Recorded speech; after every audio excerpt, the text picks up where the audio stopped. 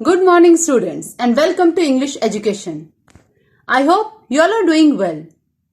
As far as we know, we have completed our examination. UT unit test तुम लोगों का complete हो चुका है और तुम लोगों ने आई होप अच्छा किया होगा. But keep in mind many comments I have seen, तो जिन लोगों ने अच्छा नहीं किया उसके लिए प्रॉब्लम ये थी कि you have not taken the classes regularly. अब all of a sudden during examination, if you want to continue with the studies, it's not possible for you because you're in class 9th and 10th. It's important for you to go regularly with your studies. ठीक है. अगली बार जिसने अच्छा किया, it's good. Those who have not scored good marks, for them better try hard and continue with your studies ताकि आपको exam में दिक्कत ना हो पाए. ठीक है. Try it next time. Now today I'm just going to give you something about letter. ठीक है. हम लोग जानते हैं कि लेटर जो होते हैं वो दो तरह के होते हैं. कौन कौन सा? एक तो होता है इनफॉर्मल. ठीक है. इनफॉर्मल लेटर्स, वो लेटर जो हम अपने रिलेटिव्स, फ्रेंड्स इनको लिखते हैं, वो इनफॉर्मल लेटर्स कहलाता है. और दूसरा होता है हमारा formal letters. Formal letters is very important just because these are the letters which generally come in your examinations. यही लेटर्स होते हैं जो आपके एग्जामिनेशन में आते हैं. यहाँ पे कुछ लेटर्स के टाइप है and what are the things included in the letter I let you know. ठीक है. और वो लेटर्स को ही हम लोग फिर धीरे धीरे करके सॉल्व करेंगे कि उसमें क्या लिखना चाहिए, क्या लिखने से एग्जाम में ज्यादा स्कोर कर सकते हैं हम लोग, उसके बारे में. So let's start with the formal letter. Formal letter में सबसे पहले देखिए यहाँ पे कुछ तरह के letters I have written. That is enquiry letter. Enquiry letter क्या होता है? जैसे कि हम किसी चीज के बारे में आपको इंक्वायरी कर रहे हैं. अब हमको कहीं पे रूम बुक करना है.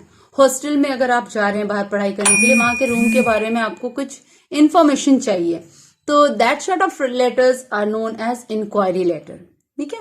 वैसे लेटर जैसे कि हम रूम बुक करना चाहते हैं, वहां के फीचर्स के बारे में जानना चाहते हैं, स्कूल में एडमिशन लेना चाहते हैं, तो हम उसके लिए आपको इंक्वायरी कहीं और से हम लेटर लिख करके देते हैं, इंक्वायरी करते हैं कि वहां पे क्या क्या चीजें हैं, फैसिलिटीज है या नहीं है. That sort of letters are called enquiry letter. दूसरा जो लेटर होता है वो letter to editor, most prominent one that you often hear about it regularly. ठीक है. ये वैसा लेटर होता है जिसके बारे में आप रेगुलरली सुनते रहते हैं, और जनरली हम लोग जब क्लासेस में काम भी करते हैं तो ये लेटर टू एडिटर को ज्यादा प्रोमिनेंट मान करके इसी का एग्जाम्पल देते हैं. वजह ये है कि दिस लेटर्स जनरली, इसी तरह का लेटर जो होता है वो एग्जाम्स में पूछा जाता है, जनरली लेटर टू एडिटर. तीसरा है प्लेसिंग ऑर्डर. प्लेसिंग ऑर्डर क्या होता है? जैसे कि मान लीजिए आप कहीं बुक स्टोर बाहर है, वहां पे आप ऑर्डर प्लेस करें. Right now you are we all are in the situation of COVID-19 and we are not supposed to go out. In that case we just give orders for books and all that. हम लोग वहां पे order phone करके order करते हैं, supplies घर पे मंगवाते हैं. Even for the rations we give a phone call और वहां से चीजें आ रही हैं. तो वो प्लेसिंग ऑर्डर उसी को कहते हैं. जब आप कहीं और है वहां से आप फोन पे या फिर रिटर्न लेटर लिख करके आप किसी चीज के लिए ऑर्डर प्लेस कर लें. ठीक है. तो इस तरह के लेटर्स में होता है जनरली कि हम लोग बुक स्टोर से बुक्स मंगवाते हैं कि आप बुक भेज दीजिए, ये उसमें सारा कुछ लिखते हैं. हम लोग जब एग्जांपल्स देंगे तो will let discuss everything one by one. It's your duty to see take every classes seriously. ठीक है. तीसरा है complain. Letter to complain, complaining letter इसको कहते हैं. ये लेटर क्या होता है? इस लेटर में जनरली क्या होता है कि आप किसी चीज को लेकर के कंप्लेन कर ले. मान लीजिए आपने प्लेस किया था, ऑर्डर किया था कुछ बुक्स, उसमें से कुछ बुक्स जो आपके फट गए हैं, या आपने कोई इक्विपमेंट्स मंगवाया था और वो जो था वो डैमेज था, तो उस in that case we write a complain letter. ठीक है. कंप्लेनिंग लेटर हम लोग लिखते हैं. Next is order letter. It is similar to placing order. ठीक है. वो लेटर कहते हैं. And last is letter to our principal. ये भी फॉर्मल लेटर का ही एक पार्ट है, और ये जनरली आप लोग लिखते हैं स्कूल में. Taking leave for any other issues we write this letters. तो ये सारे फॉर्मल लेटर्स है. अब इन सब को लिखने से हम लोग सबसे पहले इसको देखते हैं इसका फॉर्मेट. ठीक है. until and unless the format is correct you are not going to get marks. Format सबसे पहले सही होना चाहिए. और लेटर राइटिंग का फॉर्मेट क्या है? let us discuss. This is a format for this formal letter. ठीक है, अब formal letter का ये format है. I'm just giving you the structure of formal letters. In our next class, we'll go through everything line by line with examples and everything. ठीक है, सबसे पहले यहाँ पे देखो जो चीज है वो है सेंडर्स एड्रेस. सेंडर कौन है? लेटर हम लोग लिख रहे हैं तो सेंडर हो गए हम लोग. ठीक है, जो सेंड कर रहा है वो सेंडर. तो हम लोग अपना यहाँ पे एड्रेस लिख रहे हैं. Wherever you live, you just give the address Hazaribagh. ठीक है, ये आपने दे दिया. उसके बाद आप एक लाइन को लीव करेंगे और नेक्स्ट लाइन में लिखेंगे date. The date you are writing the letter.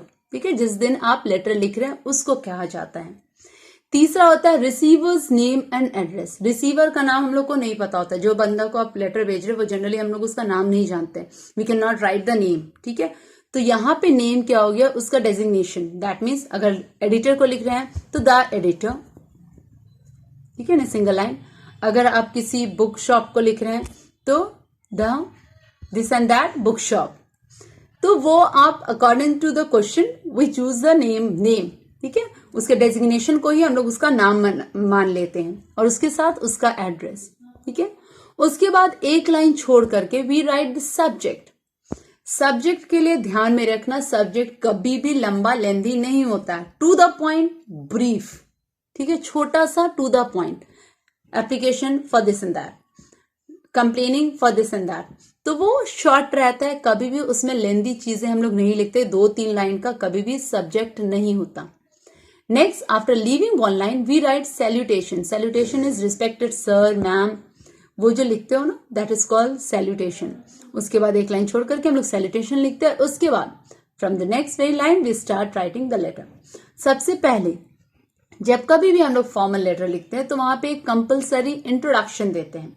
Introduction में क्या होता है? I am this and that, living residence जहां रहते हैं वो, आई गिव यू, मैं लिखवा दूंगी. बट आप एक रफली आपने आइडिया कंसेप्ट क्लियर करने के लिए लिख लें. अपने बारे में लिखते हैं और हमारा क्या प्रॉब्लम है वो लिखते हैं. उसके बाद in a next paragraph we change the paragraph here and फिर नेक्स्ट पैराग्राफ में लिखते हैं कि हमारा मेन मुद्दा क्या है इस लेटर को लिखने का. जो बॉडी ऑफ द लेटर कहते हो उसी को हम लोग इनपुट भी कहते हैं, वो हम लोग लिखते हैं. एंड इन द एंडिंग, यहाँ पे भी कंपल्सरी एंडिंग होता है कि जैसे कि हाँ आई होप कि आप मेरे इस लेटर को अपने न्यूज़पेपर में जगह देंगे. आई होप आप इसके बारे में गहराई से सोचेंगे. या अगर आप प्लेसिंग ऑर्डर के लिए कह रहे हैं आई होप आप जल्दी मेरे को रिप्लाई देंगे, I am waiting for the positive reply. कुछ ऐसा करके पॉजिटिव हम लोग कंपल्सरी एंडिंग करते हैं. और उसके नीचे signing off your faithfully, your truly, your इस तरह से करके हम लोग इसको एंड करते हैं. लास्ट में अपना नाम देखते हैं. अब देखो ये तो हो गया फॉर्मेट. फॉर्मेट पे जो you have to keep in mind कि whenever we write a format, ये देखो ये एक लाइन से चल रहा है, कोई भी ऐसे और ऐसे नहीं लिखा है. तो कीप इन माइंड जब भी आप लेटर लिखते हैं तो ये एक सीक्वेंस में चलना चाहिए. व्हेन यू आर स्टार्टिंग, जैसे आप यहां से नाम लिखना शुरू कर रहे हैं तो हजारीबाग अगर आप नेक्स्ट लाइन में लिख रहे हैं, अपने एड्रेस दे दिया, उसके बाद नेक्स्ट लाइन में हजारीबाग तो वो बीच में नहीं लिखाएगा, वो भी यहीं से लिखाएगा. ठीक है, I will give you the example, then I will let you know कि वो कैसे किया जाता है. Till here if you have any confusion, as far हम लोग यूटी के बाद ये पहला क्लास कर रहे हैं, तो अगर आपको कोई भी कंफ्यूजन है तो आप बेटर है कि अभी से ही कमेंट पे लिख करके पूछ लें. During examination it's very difficult to answer everyone one by one because we are not in the class. So you should understand the importance of studies right now. So if you have any confusion, let me know. Write down in the comment. In our next class, I'll give you the examples of this letter writing. ठीक है, एक एक करके examples बताऊंगी और फिर आप उसको fair करके लिखेंगे. Till then, there's one work for you to do. You have to just copy down the format and write the examples in the. आप अपना examples format में लिखें. ठीक है, जैसे कि senders name and address. Body of the letter मत लिखो, सैल्यूटेशन के बाद वाली चीज मत लिखिए. इतना आप लिख करके अपनी कॉपी में फेयर करके रखेंगे. जैसे ये फॉर्मेट लिख दिया, उसके बगल में एग्जाम्पल करके चीजों को लिख देना. ठीक है, till here I am just ending this. You just have to go through this regularly. याद रखना जो भी गड़बड़ हो रहे हैं आपके वो आप रिवाइज करो और जो पूछना है बेटर आस्क मी. ठीक है, till then children take care, good bye.